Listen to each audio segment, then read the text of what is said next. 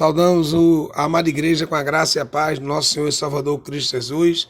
Estamos aqui mais uma vez juntos para a nossa reflexão, na nossa EBD, o nosso estudo bíblico. Aqui que nos fala seu irmão em Cristo, pastor Paulo Ricardo.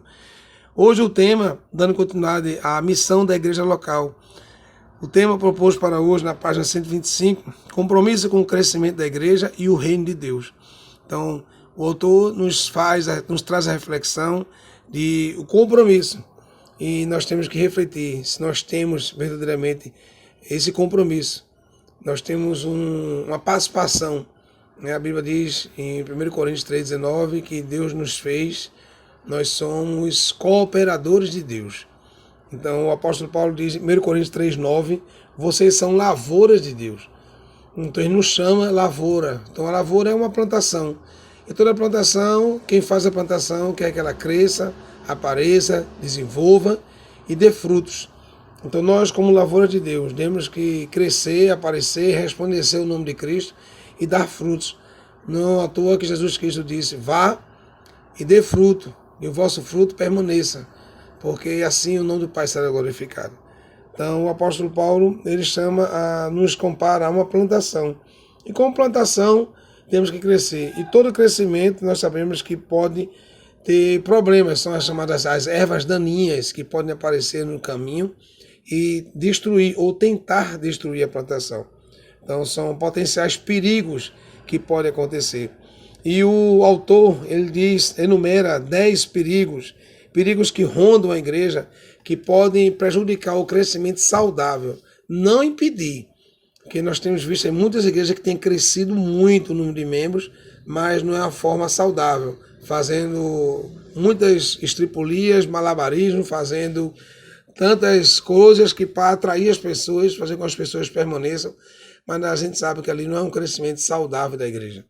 E o autor diz, primeiro perigo é a falta de compromisso com a oração. Nós sabemos disso, que a oração é a base de tudo. Mas nós muitas vezes negligenciamos, tá? Aí os cultos das quartas-feiras, os cultos de oração. Pouquíssimas pessoas vão à igreja, pouquíssimas pessoas valorizam. E a gente não pode esquecer que o apóstolo Paulo, em 2 Coríntios, capítulo 1, se não me engano, versículo 9, versículo 8, ele diz que já estava em perigo de morte, mas agradece porque as orações chegaram até Deus e através das orações ele se sentiu fortalecido. Então nós temos que orar para o crescimento saudável da nossa igreja e de toda a igreja firmada na palavra de Deus. Ele fala também a fuga do confronto da palavra de Deus. A fuga, muitas pessoas fogem quando são inquiridas sobre a palavra de Deus. E esquece que 1 Pedro 3, capítulo 15, diz que nós devemos estar preparados quando nós formos requeridos para saber o motivo da nossa fé. Nós temos que ler a palavra de Deus, nós temos que refletir na palavra de Deus, nós temos que ter essa palavra no coração. Como eu já tinha dito antes e aprendido, nós não precisamos conhecer todos os tipos de seitas, de heresias que aparecem, de doutrinas, mas se nós conhecermos a palavra de Deus, facilmente saberemos o que é de Deus, o que não é de Deus, vamos combater aqueles que aparecem tentando destruir a nossa fé ou impedir o crescimento da igreja. Outro perigo que ele fala, impessoalidade nos relacionamentos, né? Muitas pessoas vivem para si, nos relacionamentos impessoais, né? Vivem para si, nos preocupam com o outro. E nós somos um corpo. 1 Coríntios 12 diz que nós somos um corpo e nós temos dons que Deus distribuiu para que esses dons venham a ser usados dentro da igreja e abençoar a igreja. Uma comunhão sem missão, eles chamam de koinonite, é uma doença. Comunhão nós sabemos que existe com Deus e com nosso irmão, mas uma comunhão sem uma missão, sem um propósito específico. Outra doença que eles chamam nominalismo ou legalismo, é que nós muitos vemos aí, as igrejas estão mais preocupadas com o nome e viver um legalismo, né? Viver mais um ritual, aquilo que a igreja fala, aquilo que a igreja faz é o certo, é correto, não está preocupado com o crescimento dos demais irmãos ou das demais denominações que estão próximas, se preocupa muito consigo mesmo. Ele fala desinteresse dos valores da família, né? Esquece que Paulo escreve a Timóteo quando diz aquele que negligenciou sua família, em especial aquele que negligencia a família da fé, negou a sua fé. É pior do que um descrente. Então são perigos sobre o crescimento da igreja que nós não podemos esquecer, sempre relembrar essas coisas para tomarmos cuidados. Desinteresse nos valores da família, alienação na sociedade, muitas igrejas se fecham, esquecem que estão inseridas em um contexto e não podem viver só para si. tem que viver para a sociedade, para o meio que está inserido, para que possa ser relevante naquele espaço. Fofoca e pecados da língua. Muitas pessoas vivem na igreja nesse pecado, né? Fofoca e falando mal. Isso impede o crescimento espiritual saudável da igreja. Abuso de poder. Muitos pastores, muitos líderes, né? Mesmo diáconos, pessoas que estão na igreja, que se acham que estão imbuídos de um poder, supremacia, e não conseguem administrar isso. Nós temos que entender que na igreja existe uma hierarquia chamada hierarquia funcional. Quando Deus estabeleceu mestres, pastores, presbíteros, diáconos, Ele estava colocando uma hierarquia funcional para que as coisas aconteçam. Existe sim uma hierarquia na igreja, mas essa hierarquia é funcional. Não é uma hierarquia que as pessoas estão sobre o outro. Eu não estou sobre ninguém. Eu estou cooperando com um colega, cooperando com o irmão, fazendo aquilo que o irmão não foi chamado para fazer, mas somando um trabalho um com o outro. Então, mas muito cuidado, isso impede o crescimento saudável na igreja, o abuso de poder. E a má distribuição ou administração dos recursos do reino. Então, muitas vezes também impede, porque muitas igrejas estão investindo, como nós vemos igrejas deixando de investir em missões para fazer templos suntuosos, né? Colocar bancos acolchoados, ar-condicionado de alto nível, colocando coisas diferentes para que a igreja se sinta confortável, mas esquecem que existe uma missão a ser feita lá fora também. Esses são os 10 perigos para o crescimento saudável de uma igreja. Nós temos que sempre tomar cuidado, parar, refletir e analisar. São chamados perigos. Tudo o que nós vimos atrapalha o crescimento saudável da igreja. Existe um autor chamado Frank Viola, ele escreveu um livro, Vivenciando uma Igreja Orgânica, que foi... O objetivo é, assim como o organismo de um ser pode ser atingido, doenças também podem atingir o crescimento da igreja. Porque nós sabemos que a igreja é um organismo vivo, né? A palavra de Deus é viva e eficaz. E a igreja, como o corpo de Cristo, também é um organismo vivo, que está crescendo a cada dia mais. A palavra de Deus diz que é a fé, não é como um grão de mostarda, é o menor do grão, mas quando cresce, ela cresce e ninguém consegue detê-la. Então assim é o reino de Deus, né? Ninguém consegue deter o reino de Deus. Então, como organismo, também está sujeito a doenças. E esse autor, Frank Viola, ele cita a primeira doença como koinonite, que é uma doença. A gente tem a comunhão, que é a koinonia, é a comunhão. A palavra koinonia significa comunhão. Mas a koinonite, ele fala como seja uma doença, que as pessoas procuram apenas ter uma comunhão consigo mesmo. A gente vê isso claramente em muitas denominações, que só conseguem enxergar os seus próprios membros, né? Ao ponto de você passar na rua, não lhe saúda, né? Pessoas que não podem falar com você porque você é de outra denominação, porque você usa um tipo de roupa que na minha denominação não usa. Isso é uma doença, a koinonite, a comunhão apenas com os irmãos. Tem igrejas que não permitem que o irmão vá na outra igreja dar uma palavra ou cantar um louvor, um hino, porque tem que ser da minha igreja. Isso é uma doença da igreja, chamada koinonite. E isso é uma doença que a igreja tem que tomar muito cuidado. Então a igreja pode até crescer, mas cresce de uma maneira doente. E ele fala justamente alguns sintomas, né? A comunidade se transforma num gueto cristão, ou seja, num grupo de pessoas de cristãos, apenas daqueles cristãos que concordam com aquela doutrina, quem não concordar está fora. A igreja possui uma mentalidade limitadora quanto ao crescimento numérico. Então muitas igrejas, aqui tá bom, é só a gente aqui mesmo, né? Então são sintomas que a igreja toma muito cuidado. Tá bom, a gente tá bom aqui com a gente mesmo. Nosso grupo tá bom demais. Não existe somente para seus membros, sem qualquer alcance para os de fora. Então é uma doença. As pessoas tomam muito cuidado. É só a gente, porque a gente está bem demais, estamos satisfeitos. Não precisa. Tem muitas igrejas que estão assim. Eles estão satisfeitos, né? Se abrir, pode até abrir outra denominação em outro lugar, mas quando formam aquela igreja, bom, é só a gente aqui mesmo. É o que chama o gueto cristão. É um grupo restrito de pessoas. Existe uma segunda doença que ele fala, a miopia espiritual. É outra doença que a igreja pode também ser acometida. É aquela doença que não nos permite enxergar longe, né? É uma igreja que só enxerga próximo. Na miopia é isso, né? Quem não consegue enxergar de longe, só consegue enxergar próximo. A igreja não consegue ter uma visão global, né? A seca, eu vou fazer aqui hoje, plantar para que lá na frente eu possa colher esse fruto. Vamos fazer essa ação aqui, porque lá na frente nós vamos ter esses frutos saudáveis. É uma igreja que só pensa no hoje, no agora, esquece que existe um amanhã, esquece que existe um Deus que pode realizar todas as coisas no futuro também. Então é chamado de miopia espiritual, né? Muitas igrejas são assim, a igreja parece, fica sendo uma igreja muito arrogante, né? Uma igreja aquela igreja que só é dela, né? Os membros são dela, tudo é dela, a igreja que não consegue ter as coisas só para si, não consegue investir, né? Não consegue se associar a outra igreja, não fazer um trabalho, uma viagem missionária contra a igreja, não consegue fazer uma ação social contra a igreja, porque só enxerga nela os trabalhos dela e acha que só isso é suficiente. Isso é uma doença chamada miopia espiritual. Não consegue enxergar lá na frente. Uma igreja que não tem a parceria. Outra doença que o autor fala é o nanismo espiritual. É o crescimento atrasado, né? Uma igreja que tinha tudo para crescer, mas consegue se atrasar, não consegue investir, não consegue crescer espiritualmente, nem de quantidade, nem de qualidade.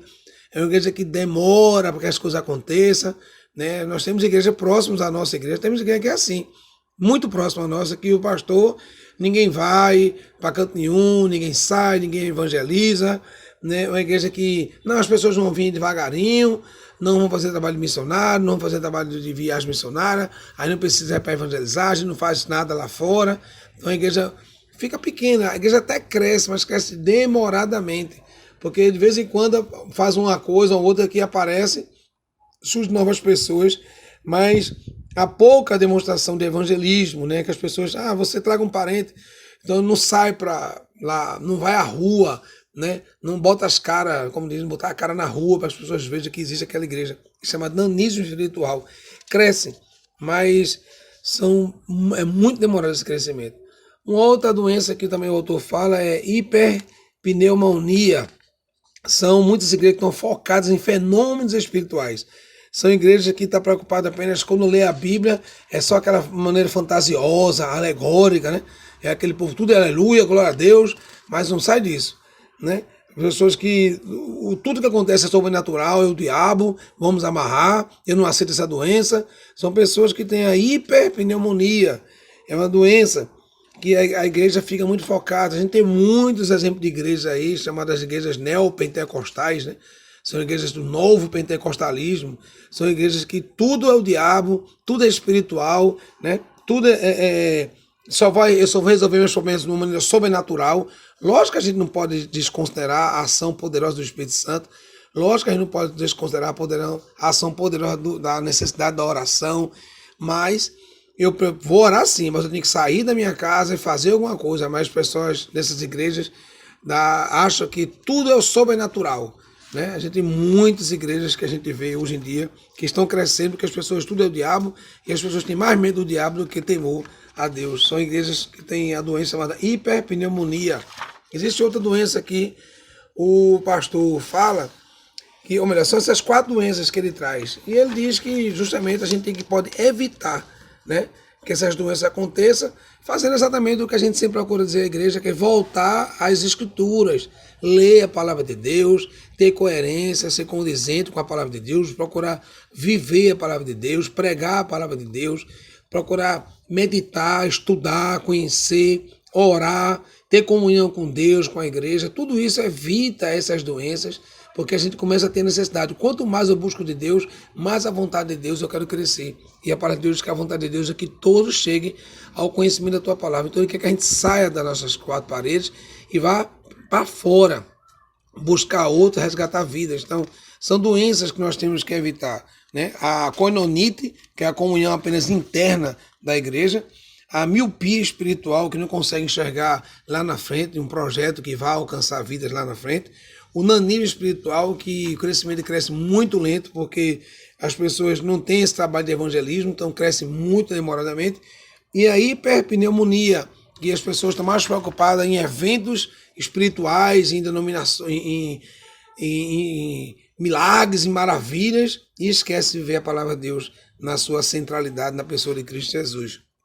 E continuando o estudo da missão da igreja local, O autor, ele traz na página 134, princípios poderosos para o nosso serviço e missão. Como bem falado, ele lembra o autor, e Efésios, ele diz isso. Efésios diz que nós somos chamados, fazemos parte do corpo de Cristo.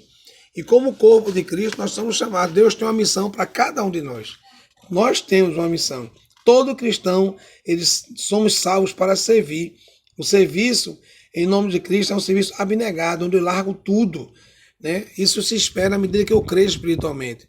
E a gente tem que rever que muitas pessoas que, não, deixa eu primeiro fazer isso. E a palavra de Deus diz, aquele que não largar pai, mãe, tudo, aquele que estiver pronto para abrir mão da sua vida, para me servir, não é digno de mim. Então, isso nós estamos no dia a dia, no crescimento espiritual, nós vamos ter essa noção de que eu tenho que estar disposto a abrir mão de um final de semana, de um lazer, de um passeio, abrir mão de muitas coisas para que eu possa ter essa certeza de que eu estou fazendo a vontade de Deus, porque todo cristão, ele é sim chamado para servir ao Senhor. E o autor, ele vai falando um pouco desse serviço, do serviço cristão. E a primeira coisa que ele fala do fundamento do serviço cristão é o caráter cristão. Então nós temos que lembrar que como cristão nós temos, como nós pregamos a identidade cristã, nós fazemos parte da família de Cristo, do corpo de Cristo. Então eu tenho identidade, eu sou um cristão que tem um relacionamento. Então a primeira consciência é isso. Se eu sou da família de Cristo, eu tenho um trabalho a fazer, eu tenho uma tarefa a cumprir. E ele fala outro sentido desse serviço, da missão da igreja local, né? A minha missão como membro da igreja. Aqui a natureza do serviço cristão é um serviço abnegado. Eu tenho que abrir mão de muitas coisas, talvez até de tudo. Aí você entende que tem missionários agora estão em países de perseguição, abrem mão da sua casa, da sua família, porque eles entenderam que o serviço cristão é um serviço abnegado. A motivação do serviço cristão é o amor de Deus e ao próximo. Sem amor nós não podemos fazer nada. A Bíblia diz, 1 João 4:10, Deus é amor. E Jesus Cristo diz que nós amamos porque Ele nos amou primeiro. Então, tudo que eu vou fazer na Bíblia, a Bíblia diz não fazer nada por contendas, nem por interesse próprio, nem por pensando em nada mais, simplesmente por amor. Então, o caráter do serviço cristão, a natureza do serviço cristão, né, é o amor. A motivação do cristão tem que ser o amor. A outra característica que ele fala do serviço cristão, a medida do serviço cristão é o sacrifício. Então, muitas vezes nós temos que fazer algumas coisas que nos dá dor, sofrimento, sim. Mas também outras coisas apenas que nós temos que sentir algo. Né? Como eu falei, muitas vezes tem a ver com dinheiro, mas às vezes é abrir mão de um tempo, abrir mão de um lazer, abrir mão de um passeio, abrir mão de estar com outras pessoas para fazer a obra do Senhor, que Ele nos chama para fazer. Porque a obra é dele, nós somos cooperadores, a obra não é nossa. Mas Deus, com a sua graça e misericórdia, nos dá a oportunidade. Então, ele diz que a medida do serviço cristão é o sacrifício. Então, a gente tem que fazer essa medida, né? Com aquilo de sacrifício, com aquilo pesa na minha vida, aquele esforço que eu estou fazendo, como nossa igreja tem feito, ir lá para Panelas, é um esforço, é um sacrifício, não só financeiro, mas de tempo, né? de habilidade, de dons e talentos, ou abrir mão de estar aqui na minha casa, minha família, até mesmo fazendo um serviço, ganhando dinheiro, para poder estar servindo ao Senhor. Isso é um sacrifício que tem que ser feito. Ele diz que a autoridade do serviço cristão é a submissão. Né? Nós temos que estar submissos às autoridades que Deus constitui. Lembrando, acima de tudo, nós estamos submissos ao próprio Deus, que nós temos um Senhor que está no céu. E ele vai falando, o propósito do serviço cristão é a glória de Deus, as ferramentas do serviço cristão é a oração e a palavra de Deus, o privilégio do serviço cristão é o crescimento quantitativo, precedido pelo crescimento qualitativo, ou seja, a maturidade cristã. Então ele vai falando aqui sobre as ferramentas, sobre a qualidade, a natureza. Ele está falando ele está caracterizando o serviço cristão. Então depois você possa pegar seu livro, sua revista, na página 135, 136, e refletir um pouco sobre essas características do serviço cristão, que ele vai falando, e ele termina como o poder do serviço cristão provém do Espírito Santo. Nós nunca podemos esquecer que tudo que nós vamos fazer é na dependência do Espírito Santo de Deus. Basta você ler Atos dos Apóstolos, que muitos autores dizem que aquele livro deveria ser escrito, o título seria Atos do Espírito Santo de Deus. Mas aprova aos estudiosos, orientados por Deus, a colocar Atos dos Apóstolos de Deus, porque Deus está querendo mostrar que através dos homens é que ele opera milagres e maravilhas. Ele podia operar de uma maneira poderosa, divina, direta do céu, mas Deus quer contar comigo e quer contar com você. E ele finalizando, né, ele fala, o maior modelo de serviço é o próprio Jesus Cristo. Então, você depois lê esse capítulo, né? Essas páginas, 120, 135, 136, 137, onde ele caracteriza o serviço cristão na igreja local. E quem é a igreja local? Sou eu e é você. Sozinho eu não sou igreja, mas somos corpo de Cristo, fazemos parte de uma igreja, de uma comunidade. E se cada um fizer a sua parte, não fica pesado para ninguém. Eu repito o que eu digo, todo cristão, todo crente é chamado para servir o Senhor. E finalizando nossa aula de hoje, nós temos aqui a missão da igreja local. A ideia da missão da igreja é fazer com que se cumpra a palavra de Deus, o crescimento da palavra de Deus. Ele tem como título aqui, como tema, né, como um versículo, amar a Deus, amar ao próximo e amar a si mesmo. Quando ele fala Mateus 22, de 36 a 40, você depois pega a sua Bíblia e vai meditar, e ele fala que a missão da igreja é uma missão tríplice, amar a Deus, amar ao próximo e amar a si mesmo. Então essa é a missão da igreja, de amar a Deus, ao próximo, mas também a si mesmo, para que a gente possa cumprir a vontade de Deus. E ele finaliza, finalizando nosso estudo de hoje, com a dimensão do crescimento da igreja em prol de missão. Você vê que ele está falando da missão da igreja local. Nós temos uma missão, sim. E ele fala das dimensões, ele enumera 5 dimensões, a dimensão numérica, a orgânica, conceitual, diaconal e litúrgica. A dimensão numérica que ele fala em relação à evangelização, a nossa capacidade, a capacidade que a igreja tem de fazer discípulos. A dimensão orgânica é a capacidade da igreja viver em comunhão. Nós temos que avaliar essa dimensão, é uma missão da igreja também, fazer discípulos, viver em comunhão, uma dimensão de conceitos, né? A importância do discipulado, do ensino. Nós temos que ter muito claro, evidente, a quem nós estamos servindo e qual o propósito da nossa missão. E ele fala também a dimensão diaconal, né? O crescimento da igreja tem a ver também com a questão do nós somos sacerdote, como diz 1 Pedro, nós somos sacerdotes de Deus, nós somos chamados para proclamar as boas novas, para trazer, levar a este mundo o conhecimento da palavra de Deus. E o autor fala da dimensão litúrgica, né? Lembrar a finalidade de glorificar a Deus, alegrar-se nele, né? A nossa liturgia, nosso compromisso com a igreja, nosso compromisso com a palavra de Deus, nosso compromisso com o culto. Então, amado irmão, minha irmã, você leia essas páginas que nós estamos falando aqui. Nós iniciamos aqui a partir da página do 128, 126, nós estamos lendo aqui a palavra, ou melhor, 125. Então, valendo esses 125, 26, valendo essas palavras, essas páginas, e refletindo um pouco do seu compromisso com a igreja, na dimensão desse trabalho da igreja, como esse trabalho pode ser feito e qual o meu papel nesse trabalho de crescimento da igreja, de crescimento da comunhão, de crescimento do papel social que a igreja tem. Porque todos nós temos um compromisso. E tudo isso tem a ver com a missão da igreja local. E quando se fala da igreja local, fala de mim e fala de você. E essa missão nós temos que cumprir para que nós possamos verdadeiramente glorificar o nome de Deus em nossas vidas. Que Deus continue nos abençoando, nos orientando, nos capacitando e que nós façamos a nossa parte de buscar em Deus, como a palavra de Deus diz, como 1 Coríntios 12, o apóstolo Paulo diz que nós devemos buscar sempre os melhores dons para procurar servir o melhor ao Senhor. E o melhor dom, acima de tudo, que ele fala no capítulo 3, 1 Coríntios, o maior dom é o amor. Tudo que devemos fazer seja para a glória do nome de Deus em Cristo Jesus, em amor e por amor a Cristo. Que Deus continue nos abençoando. Até a próxima lição.